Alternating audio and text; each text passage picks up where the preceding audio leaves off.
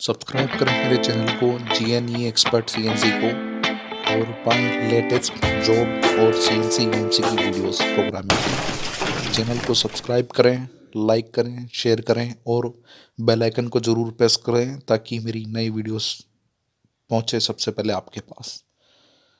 ये कोर्सेज जो हैं वो सारे अवेलेबल हैं हमारे यहाँ पे, तो प्लीज़ आप जो है चैनल को, जो भी नए आए हैं, इसको सब्सक्राइब करें, लाइक करें, शेयर करें।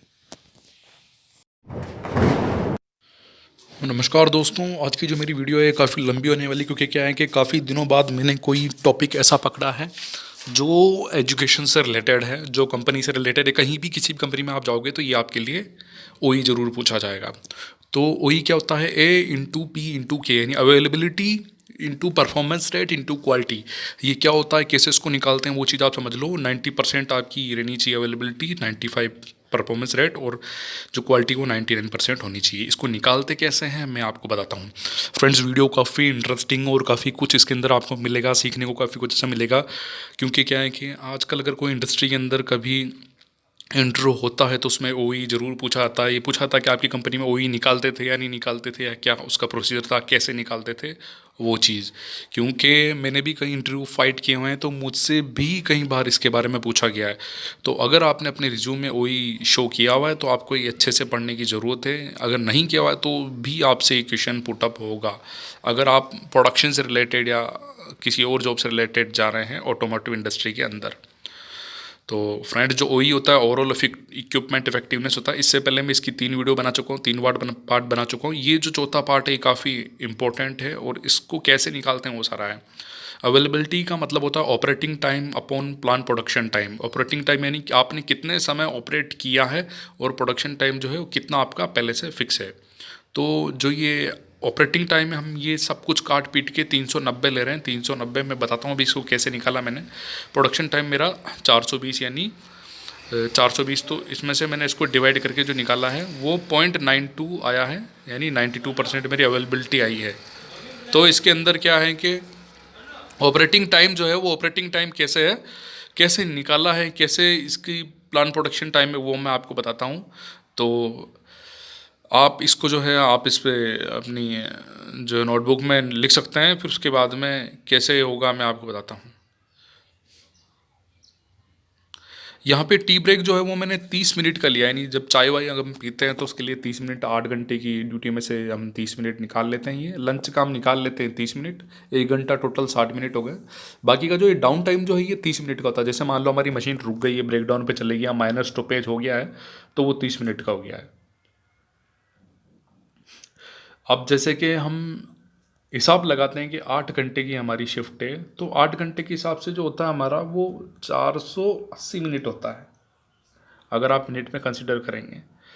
तो उसमें से क्या है कि लंच और जो टी ब्रेक होता है हमारा वो फिक्स है, वो हमारा फिक्स कर रखा हमने। तो 60 मिनट, यानी 1 घंटा तो उससे जाना ही जाना है। तो 480 में से 60 चले गए तो बचे कितने? 420। अब उस 420 मिनट में जो होता है, वो जो 400 मिनट होता है उसके अंदर में अगर मान लो मशीन ब्रेकडाउन पे या माइनस स्टॉपेज पे ली जाए तो क्या हो, वो है ऑपरेटिंग टाइम। कैसे निकालते हैं? Plan production time in minus down time. अब प्लान प्रोडक्शन टाइम यानी ये तो फिक्स है। ये आपके क्या है कि टी ब्रेक वगैरह निकाल लो, और इसमें से आप जो है जो 30 मिनट है वो आप 1 घंटा जो मैंने आपको बताया था पहले, उस हिसाब से आप निकाल लेंगे। और जो 30 मिनट इसमें से माइनस किए हुए डाउन टाइम है, मान लो जैसे मशीन ब्रेकडाउन पे चलेगी, तो ओवरऑल जो हमारे पास टाइम बचा है वो 390 मिनट बचा है ऑपरेटिंग टाइम। यानी 8 घंटे की ड्यूटी में से 480 मिनट में से हमारे पास 390 मिनट जो हैं वो हम काम करते हैं, वो हमारा ऑपरेटिंग टाइम होता है।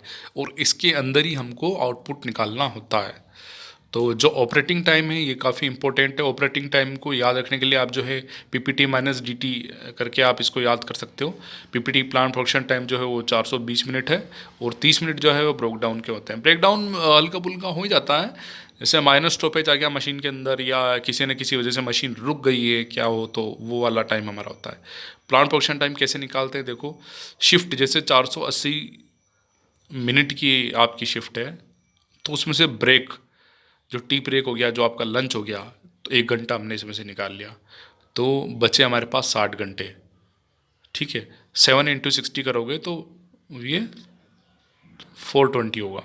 420 मिनट जो होता है वो हमारा प्लांट प्रोडक्शन टाइम होता है, जो कि हमारा सबसे मेन टाइम होता है। प्लांट प्रोडक्शन टाइम निकालने के लिए क्या होता है कि जैसे आपने ओवरऑल जो आपकी 8 घंटे आप रुके हो कंपनी के अंदर, जो आपकी शिफ्ट है, उसमें से जितने भी आपके ब्रेक्स होते हैं उनको कंसिडर किया जाता है 1 घंटे के अंदर। किसी किसी कंपनी में आधे घंटे का ही होता है सारा कुछ, 6 से 15 मिनट का, 10 मिनट आपके जोड़ लो, जैसे चाय वगैरह का हो गया, नाश्ते का हो गया, इस हिसाब से।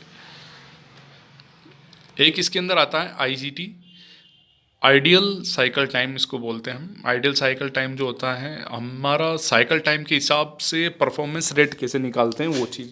अवेलेबिलिटी तो आपको आ गया समझ में, लेकिन जो साइकिल टाइम है वो कैसे निकलेगा, क्या होता है वो।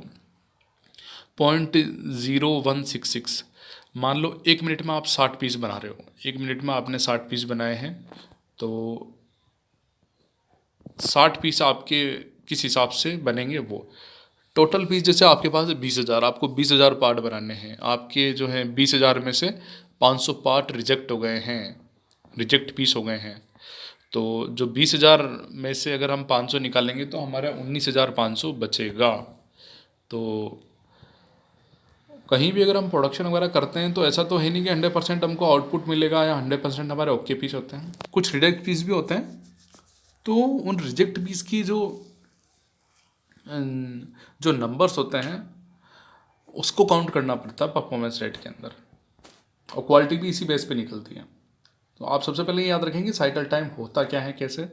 साइकिल टाइम जो है वो 60 पीस आपको निकालना है 1 मिनट में, 1 मिनट के अंदर।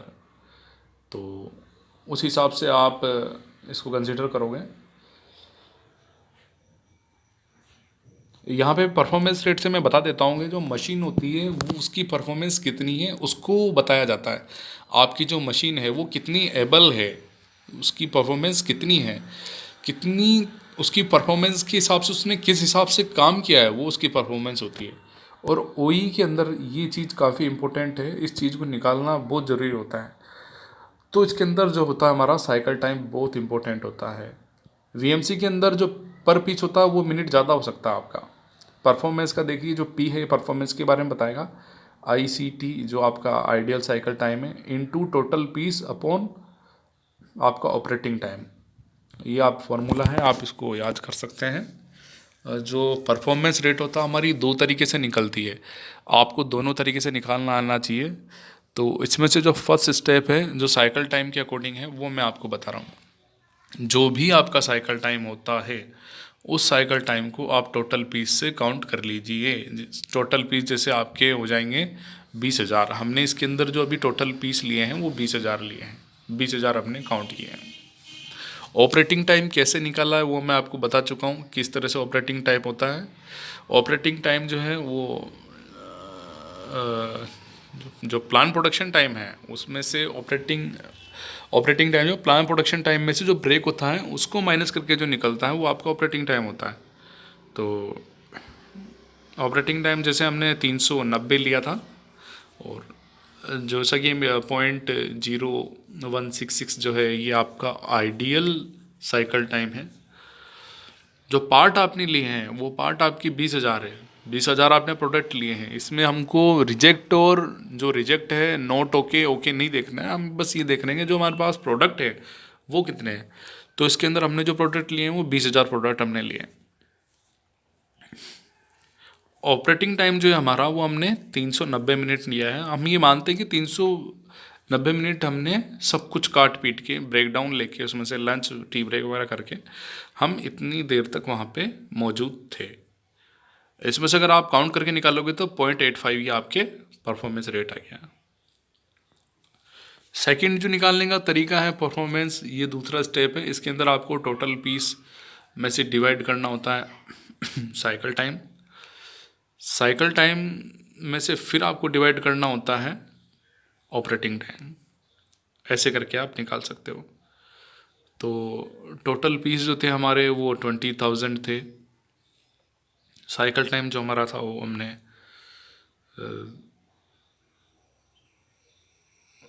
यहाँ पे 60 लिया हुआ है, यानी 60 पीस आपको निकालने हैं।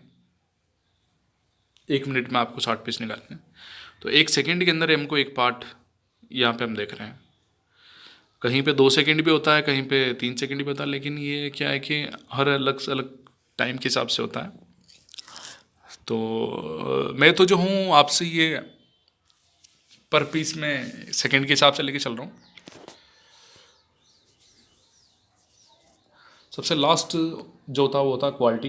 क्वालिटी निकालने के लिए कुछ नहीं होता, बस आपके जितने पीस है उसमें से कितने पीस ओके बने हैं उसको आप डिवाइड कर दो। 9500 पीस जो है मेरे ओके बने हैं, बाकी जो पीस जा रहे हो टोटल पीस वो मेरे क्या है, वो टोटल पीस है। इससे अगर मैं क्वालिटी निकालूंगा तो क्या है कि 0.97 मेरी क्वालिटी रेट आई है। Availability into performance rate into quality, जहाँ तक देखा जाए तो अवेलेबिलिटी और क्वालिटी का जो फार्मूला है वो काफ़ी इजी है समझने में भी, और अगर आप थ्योरेटिकली या प्रैक्टिकली आप अगर इसको देखते हो तो भी ये चीज़ समझ में आती है। बट जो परफॉर्मेंस रेट है इसको साइकिल टाइम के बेस पे निकालना बहुत ज़रूरी है। अगर कोई इंटरव्यू पे जाता है बंदा तो वो जो अटकता है इसी चीज़ के अंदर अटकता है कि यार ये जो परफॉर्मेंस रेट है ये साइकिल टाइम से रिलेट करके कैसे चलना है, वो सारा है। तो मैं आपको पहले ही ये चीज़ बता देना चाहता हूँ कि अगर आप परफॉर्मेंस रेट पे ध्यान दे के अगर ओई कैलकुलेट करोगे काफ़ी बेटर होगा। ओई कैसे निकालते हैं देख लीजिए। यहाँ पे मैंने 0.85 जो है वो अवेलेबिलिटी ली है। जो मेरा परफॉर्मेंस रेट आया था वो भी 0.85 आया था। यहाँ पे जो क्वालिटी रेट है वो 0.97 आया, क्योंकि क्वालिटी रेट का जो है वो जितने हमारे पीस थे, जैसे 19,500 पीस हमारे ओके थे और टोटल जो हमारे ओवरऑल पीस थे वो 20,000 थे, तो उसमें से हमने निकाला तो 0.97 हमारी क्वालिटी रेट आई। अवेलेबिलिटी का मैं आपको बता चुका हूँ, तो आप एक बार उसको देख लीजिए इन तीनों फार्मूलास को, काफ़ी इंपॉर्टेंट है। और ख़ासकर जो है परफॉर्मेंस रेट के फॉर्मूले पे आप अपनी प्रैक्टिस कर लीजिए। आप अपनी कंपनी के अंदर जितने भी साइकिल टाइम लगते हैं उस बेस से आप निकालिए और फिर आप इंटरव्यू देने जाइए। मैं आशा करता हूँ मेरी वीडियो आपको अच्छी लगी होगी। आप इस वीडियो को लाइक करें, शेयर करें और इसको चैनल को सब्सक्राइब जरूर करें। मेरी वीडियो वॉच करने के लिए धन्यवाद फ्रेंड्स।